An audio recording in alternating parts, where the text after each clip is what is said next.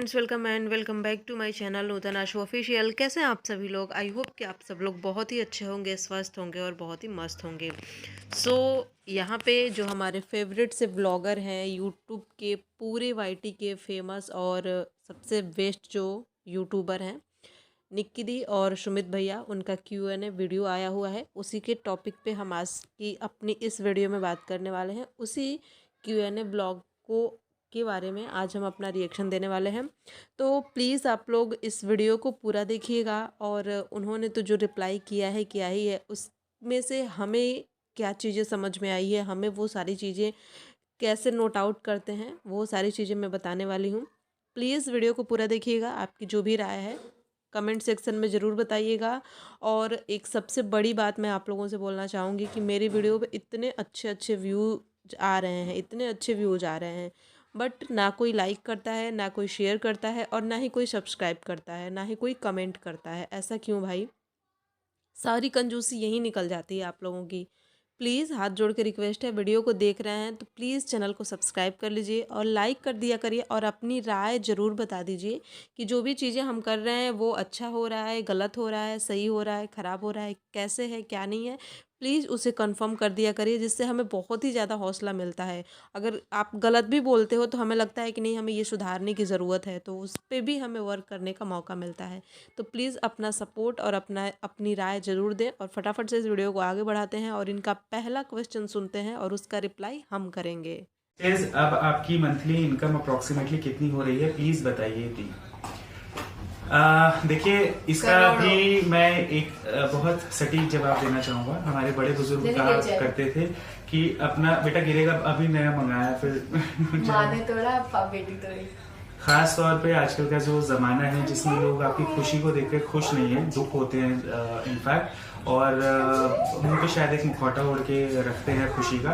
तो और भी बहुत सारी चीजें हैं जो आप सब, क्योंकि आप सब परिवार से जुड़े हुए हैं, आप सब अपनी जिंदगी में कहीं ना कहीं किसी न किसी मुकाम पर पहुंचे होंगे, तो आप समझ सकते हैं आजकल लोगों के अंदर क्या भावना रहती है किसी दूसरे की तरक्की, किसी दूसरे का आगे बढ़ते हुए देखकर। तो रही बात आपकी इनकम बताने की, तो वो भी माफ कीजिएगा, वो हम नहीं बता पाएंगे।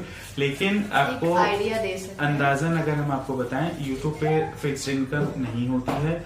आप जिस महीने जिस हिसाब से आप ब्लॉग्स डालते हैं, जिस हिसाब से आपके व्यूज जाते हैं, उन सारी चीजों पे डिपेंड करता है आपका कि आपकी मंथली इनकम उस महीने में, उस पर्टिकुलर मंथ में कितनी आएगी। अगर एक पर्टिकुलर मंथ में आपकी इनकम 1 लाख रुपए रही है फॉर एग्जांपल, इसका मतलब ये नहीं है कि आने वाले या उससे पिछले जितने महीने थे सब में आपकी इनकम 1 लाख ही गई होगी। हो सकता है किसी महीने में उससे ज्यादा भी जाए, हो सकता है किसी महीने में उससे कम भी जाए, हो सकता है किसी महीने में बहुत कम भी जाए। ये सारी चीजें डिपेंड करती हैं व्यूज और सिर्फ व्यूज से, क्योंकि काफी लोगों को ना ये कंफ्यूजन होता है कि सब्सक्राइबर ज्यादा है तो इनकम ज्यादा होगा, बट ऐसा नहीं होता है। सब्सक्राइबर मैं यहाँ पे बोलना चाहूँगी सबसे पहली बात कि कोई भी यूट्यूबर, चाहे वो बड़ा हो, चाहे वो छोटा हो, चाहे वो 1 मिलियन हो, चाहे वो 10 मिलियन हो, कोई भी यूट्यूबर, कोई भी फेमस यूट्यूबर अपनी एग्जैक्ट इनकम वाईटी पे नहीं बता सकता। ये वाईटी के गाइडलाइन के खिलाफ होता है।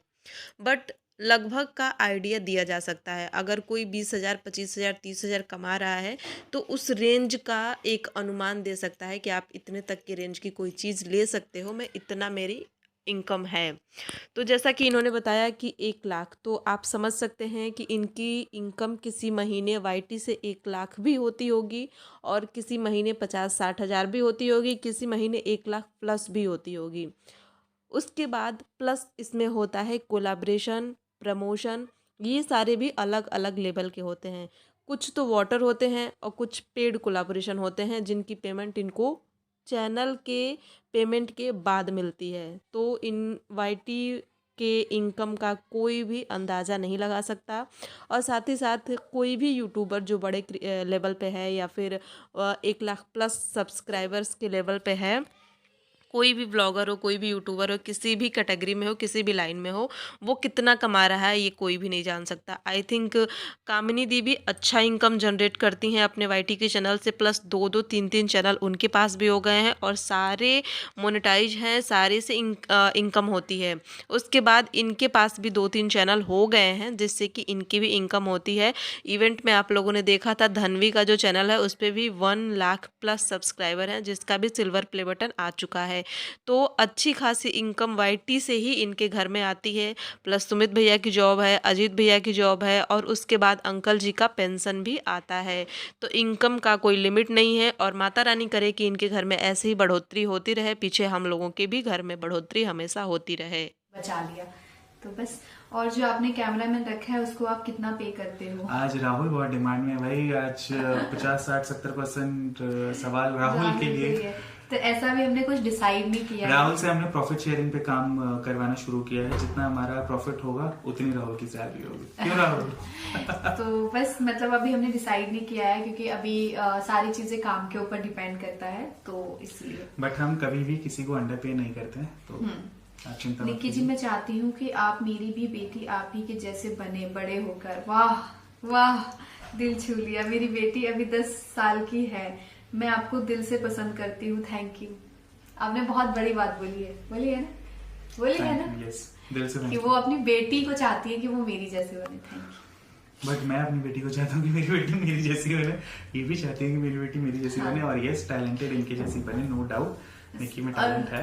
और वो है टैलेंट तो कहाँ है, आप कोई खास मेरी इज्जत करते नहीं। आज सुबह कितनी लड़ाई की हो। देखिए वो तो जिंदगी में गुरु का होना बहुत जरूरी होता है, शायद निक्की के लिए वो गुरु मैं हूँ। सच में ये है मेरे गुरु। मतलब मैं राहुल को डांटती ही हूँ, ठीक है, कुछ काम गड़बड़ होता है, लेकिन जब ये आता है तो ये भी राहुल को डांटते हैं। तो राहुल को कभी डांटा नहीं है। हाँ, मैं राहुल को हमेशा बोलती हूँ कि तुम पहले अभी इंसान हो जिन्होंने भैया का तुमने रूप नहीं देखा है कि जब वो गुस्सा होते हैं तो कितनी तेज गुस्सा होते हैं। लेकिन अभी राहुल को सिखा रहे हैं, कुछ कुछ गड़बड़े होती है, ठीक है। आपके मन में यूट्यूब का ख्याल कैसे आया?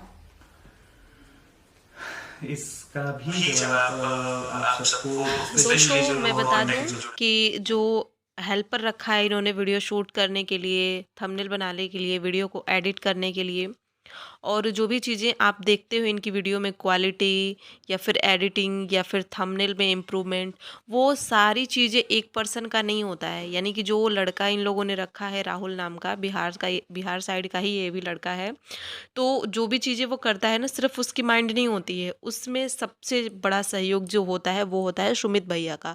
सुमित भैया अभी उसको भी गाइड कर रहे हैं, उसको भी ट्रेंड कर रहे हैं कि तुम्हें कैसे सारी चीज़ें मैनेज करनी है। और मुझे लगता है आने वाले टाइम में 6 महीना या 1 साल के बाद उसका भी खुद का पर्सनल भी एक चैनल ओपन होएगा जिस पे वो अपनी चीज़ों को शेयर करेगा। जैसे कि सचिन और मनीषा के साथ जो राशिद रहता है उसका भी ब्लॉग का चैनल है और वो भी अपना डेली का ब्लॉग या फिर अपनी चीज़ें उस चैनल पे शेयर करता है। तो कुछ ऐसा भी यहाँ पे भी होने वाला है। और अभी आपने सुना उनके मुँह से कि किसी ने उनसे क्वेश्चन पूछा है कि आपके दिमाग में यूट्यूब का ख्याल कैसे आया, तो इसका रिप्लाई मैं करती हूँ, मैं बताती हूँ कि इनके मन में वाईटी का ख्याल कैसे आया। ये शादी के पहले से टिकटॉक पे वीडियोस वगैरह बनाती थी। टिकटॉक पे इनकी पहले से आईडी थी भोजपुरी क्वीन के नाम से। तो उसके बाद जब इनकी शादी हुई तो शादी के बाद भी चुपके ये निक्की दी अपनी वीडियो टिकटॉक पे डालती थी। उसके बाद लॉकडाउन के बाद से टिकटॉक बैन हो गया, तो इनको बड़ा हर्ट हुआ कि उस पे अच्छा खासा फैन फॉलोइंग इनका हो गया था, सारी चीज़ें इनकी हो गई थी, वीडियो बनाना अच्छा लगता था, अच्छी टाइम पास होता था, वहाँ पे सारी चीज़ें थी। सो जो इनके मौसी सास के बेटे हैं विकास, उनका भरपूर सहयोग रहा अपनी दोनों भाभियों के लिए, कामिनी दी के लिए भी और इनके लिए भी। तो उन्होंने इनको आइडिया दिया कि कोई बात नहीं, अगर टिकटॉक बैन हो गया है तो हमारे पास यूट्यूब है, आपके पास आप अपना वही कला वही सारी चीज़ें उठा के यूट्यूब पे डालेंगी तो यूट्यूब पे अच्छा ग्रो होगा। और यूट्यूब कभी बैन होने वाली चीज़ नहीं है और यूट्यूब पे काफ़ी अच्छा रिस्पांस मिलेगा आपको हर चीज़ के लिए। तो इन्होंने विकास के सपोर्ट से, विकास की हेल्प से अपनी सारी चीज़ों को यहाँ पे रिप्रेजेंट किया और यहाँ पे अपनी अच्छी पकड़ बनाई, अपना एक ट्रस्ट बिल्ड किया, अपना अच्छा खासा फ़ैन फॉलोअर गेन किया और जो भी हैं आज के डेट में आप सभी लोगों के सामने ये हैं। जिस लेवल पे इनको कोई छोटा क्रिएटर आज देख रहा है वो ये भी कुछ टाइम पहले किसी टाइम पे उसी छोटे लेवल पे थी, लेकिन आज मेहनत की बदौलत, अपनी अपनी काबिलियत की बदौलत धीरे धीरे धीरे धीरे सबका ओहदा बड़ा होता जा रहा है। तो कुछ ऐसा ही इन लोगों के साथ भी है। और देखो भाई, कहीं भी जब हम मेहनत करेंगे तो हमें वहाँ से उसका फल हमें उसी प्रकार से मिलेगा। जिस प्रकार से जो मेहनत जिस फील्ड में करता है उसी तरह से उसको वहाँ पे अचीवमेंट मिलती है। तो देवरानी जेठानी दोनों ने इक्वली घर को भी बैलेंस किया और अपनी वाईटी चैनल को भी अच्छा खासा समय दिया। एक से एक उतार चढ़ाव देखे, बदनामी भी झेली, लड़ाई झगड़ा भी झेला, घर के क्लेश भी झेले, सारी चीज़ें झेली, सारी चीज़ें शेयर की और कहीं भी पीछे नहीं हटी। सबसे बड़ी बात कि हम लोगों के साथ क्या है, पर्सनली मैं अपनी बात बताऊं तो अगर मैं ज़रा सी परेशान होती हूँ या फिर ज़रा सा खुश भी हो जाती हूँ, मेरे साथ कोई अगर गेस्ट आ जाए, कोई फंक्शन है, कोई कुछ है, तो मैं अपने वाईटी को बिल्कुल साइड में रख देती हूँ। और शायद इसी का नतीजा है कि मैं खुल के ग्रो अपने चैनल पे नहीं हो पाई हूँ। और इन लोगों का क्या है कि कुछ भी हो जाए, चाहे कुछ भी हो, अपना चैनल सबसे पहले, उसके बाद सारी चीज़ें। तो होना भी यही चाहिए मेरे ख्याल से। अगर हमें किसी फील्ड में ग्रो करना है, किसी फील्ड में अपना पैर जमाना है, तो हमें वहाँ अडिग होके खड़े रहना पड़ेगा, तभी हम कर पाएंगे। और आगे मैं भी कोशिश करूँगी कि मैं भी अपने आप को पहले रखूँ, बाकी सारी चीज़ें अपनी आगे पीछे मैं बैलेंस करके चलूँ, जिससे कि मैं भी इस लेवल तक पहुँच सकूँ, मैं भी अपने दम पे कुछ कर सकूं। चल रहा है मेरा, नो डाउट मेरी सारी चीज़ें बहुत ही अच्छी हैं, मेरा चैनल भी चल रहा है। बट एक होता है ना कि हाँ, हाई स्पीड में ग्रो होता है, वो चीज़ नहीं हुआ है। और उसके दिन कहीं ना कहीं मैं खुद ही हूँ, क्योंकि मैं अपने, जब मैं बिज़ी होती हूँ तो अपने आप को, अपने चैनल को मैं साइड में रख देती हूँ। क्योंकि मेरा ये ड्रीम है कि मुझे भी यूट्यूबर बनना है, मुझे भी फेमस होना है, मुझे भी कुछ करना है, मुझे भी बहुत सारी चीज़ें करनी है। आप लोगों को बता दूं कि इसके बाद और भी मेरे पास 2 चैनल है, जो कि एक टेक का है और एक और चैनल है जिस पे 25-26 हज़ार सब्सक्राइबर है, और उससे मेरी इनकम भी आती है, उससे मेरी सैलरी भी आती है। लेकिन हम अपने से कोशिश करते हैं कि हम हमेशा बेस्ट दें, और जो हमसे जुड़े हुए लोग हैं वो पैसों को लेकर एटलीस्ट किसी तकलीफ, दुख, परेशानी में ना हो, या पैसों को लेकर उनकी जिंदगी में कभी कोई कमी ना रहे। तो अपने से जितना भी बेस्ट हो सकता है वो हम करते हैं। इन्वेस्टमेंट की बात रही, यस, मेरे ख्याल से वो बहुत सेंसिबल डिसीजन नहीं है, लेकिन हम लोग उस ट्रैप में फंस चुके हैं, अब अभी कुछ कर नहीं सकते। एटलीस्ट जब तक मेरी ईएमआईज नहीं कम होती हैं, खत्म होती हैं, आधी ईएमआईज खत्म हो चुकी हैं, आने वाले 2-3 सालों में और ईएमआईज मेरी खत्म हो जाएंगी, तब उसके बाद डेफिनेटली हम सोचेंगे। लेकिन आपका सवाल क्योंकि इन्वेस्टमेंट से रिलेटेड था, तो मैं आपको जरूर शेयर करना चाहूंगा। देखिए, इक्विटी मार्केट की बहुत ज्यादा नॉलेज मुझे नहीं है, लेकिन मैं इतना, because I am from the finance background, so एक ओवरव्यू है मुझे। बहुत रिस्की है, अगर आपको डीप नॉलेज, डीप अंडरस्टैंडिंग नहीं है स्टॉक ट्रेडिंग की, तो वो एक आपके लिए रिस्की मामला हो सकता है, इसीलिए आई वुड नॉट सजेस्ट। बाकी आपको एक टर्म इंश्योरेंस जरूर कराना चाहिए लॉन्ग टर्म के लिए, अपनी एज के अकॉर्डिंग। प्लस उसके अलावा और भी अलग अलग इन्वेस्टमेंट्स आते हैं। प्रॉपर्टी में इन्वेस्टमेंट, रियल एस्टेट इन्वेस्टमेंट भी एक बहुत बड़ा बहुत फायदे का सौदा माना जाता है आज के ज़माने में। और इसके अलावा गोल्ड इन्वेस्टमेंट, तो आप इन चीज़ों को फॉलो कर सकते हैं। बाकी हमारा दिल बहुत बड़ा है, इन्वेस्टमेंट हो ना हो हमारे इधर उधर, अच्छा, बैंक में पैसे हो ना हो, लेकिन हमारा दिल बहुत बड़ा है। दिल बहुत बड़ा है, और इसके साथ ही इतना भरोसा है अपने रिलेशंस पे कि आज अगर शायद कोई ऐसी जरूरत आ जाए पैसों को लेके, तो सब खड़े हो जाएंगे, सब खड़े हो जाएंगे। उसमें कोई दो राय नहीं है, बस। और क्या चाहिए एक इंसान को जिंदगी में। बाकी इतना भी भरोसा है कि ऊपर वाला कभी किसी के आगे हाथ फैलाने नहीं देगा। और आज तक ऐसे कभी कोई सिचुएशन नहीं आई है जब हम, और ना ही कभी आपके सामने ऐसी सिचुएशन आएगी, मैं ये बता दूं। क्योंकि देखो, जो कमाने वाले लोग होते हैं और जिनके पास अच्छा खासा पेमेंट आता है हर महीने में, वो अगर बहुत ज़्यादा भी सेविंग नहीं करते हैं, फिर भी कुछ ना कुछ तो ऐसे सेविंग करते हैं। सबके माइंड में ये चीज़ रहती है कि आने वाले टाइम में मेरे पास बच्चा है, वो पढ़ने जाएगा, उसकी लाइफ के लिए, या फिर कभी कोई दिक्कत ना हो, कोई परेशानी ना हो, उसके लिए जो अच्छा खासा मतलब कि इनकम जनरेट कर रहा है ना, वो अपना कहीं ना कहीं थोड़ा बहुत सेविंग जरूर करेगा। जैसा कि सुमित भैया ने कहा, गोल्ड पे सेविंग करनी चाहिए। तो हाँ, इन लोगों ने, इनके यहाँ गोल्ड बहुत ज़्यादा खरीदे जाते हैं, और मुझे अब समझ में आया कि वाकई में ये लोग और कहीं इन्वेस्ट ना करके गोल्ड में इन्वेस्ट करते हैं, गोल्ड खरीद के रखते हैं, जो आने वाले टाइम में बहुत हाई प्राइस का होने वाला है। जैसे कि ज़मीन की, प्रॉपर्टी की दाम बढ़ रहे हैं, वैसे ही गोल्ड के दाम बढ़ रहे हैं। तो शायद यही रीज़न है पैसों को सेव करने का, मतलब कि एक होता है ना, कहीं हमें पैसों को बचा के रखना चाहिए, तो सबका ये मानना है कि अगर हम अपने पास कैश बचा के रखेंगे तो वो नहीं बचेगा, किसी ना किसी रीज़न से कहीं ना कहीं खर्च हो ही जाएगा। सो यही रीज़न है कि इनके यहाँ इतनी हैवी हैवी गोल्ड ये लोग खरीदते हैं, क्योंकि इन लोगों को गोल्ड पे ही शेविंग करनी होती है।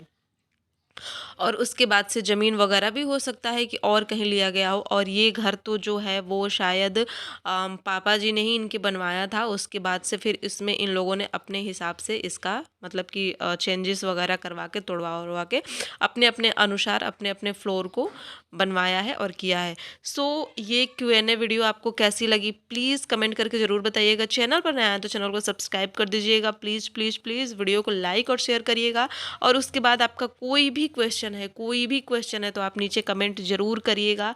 आपको आपके हर क्वेश्चन का जवाब मिलेगा। और हम मिलते हैं नई वीडियो में नई जानकारी के साथ, नए रिएक्शन के साथ। ये वीडियो कैसी लगी प्लीज़ ज़रूर बताइएगा। चैनल को सब्सक्राइब करके ही जाइएगा। Bye bye.